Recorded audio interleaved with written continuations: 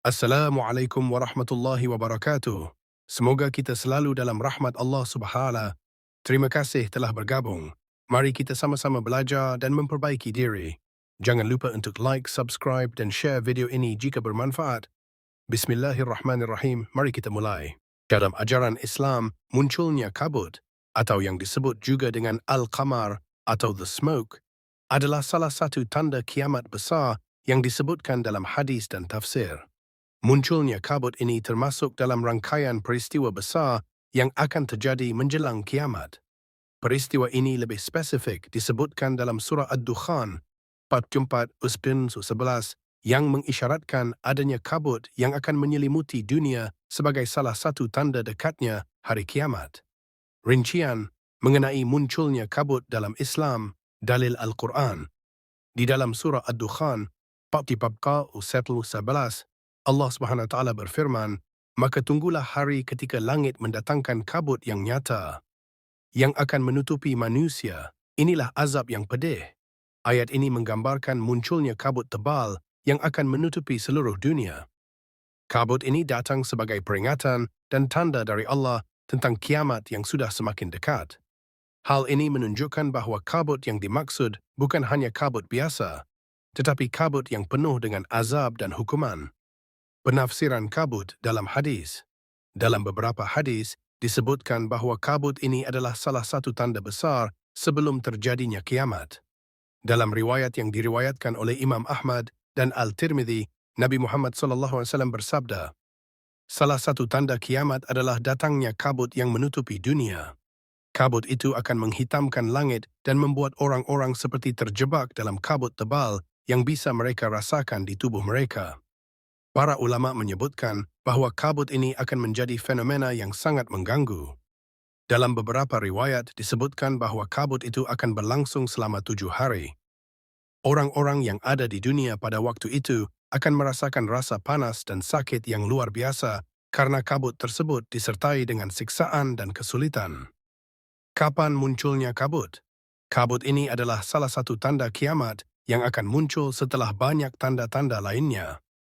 Beberapa hadis dan penafsiran dari para ulama menyebutkan bahawa setelah kabut ini muncul, akan ada berbagai peristiwa mengerikan lainnya seperti terbitnya matahari dari barat, kemunculan Dajjal, turunnya Nabi Isa, dan terjadinya pertempuran besar antara kebaikan dan keburukan. Menurut Ibnu Katsir, seorang mufassir terkenal, kabut ini mungkin merupakan salah satu bentuk fenomena alam yang sangat langka dan menakutkan, yang datang sebagai peringatan dari Allah kepada umat manusia untuk bertaubat dan memperbaiki diri sebelum datangnya hari kiamat yang sesungguhnya. Makna simbolik kabut.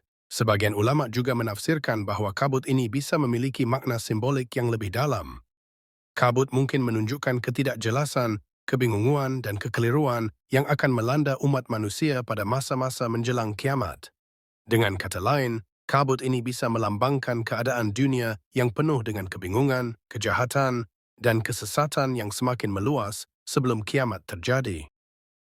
Hal ini juga sejalan dengan banyak hadis yang menyebutkan bahawa menjelang kiamat, banyak manusia akan terjerumus ke dalam kesesatan, seperti munculnya berbagai ajaran sesat dan kemaksiatan yang merajalela. Kabut menjadi metafora untuk gelapnya kehidupan moral dan spiritual umat manusia pada masa tersebut. Siksaan dan azab. Kabut yang disebutkan dalam ayat dan hadis tidak hanya sebagai fenomena alam biasa, melainkan juga terkait dengan azab yang akan menimpa orang-orang yang durhaka kepada Allah. Dalam tafsirnya, kabut ini akan menyebabkan manusia merasakan sakit yang luar biasa.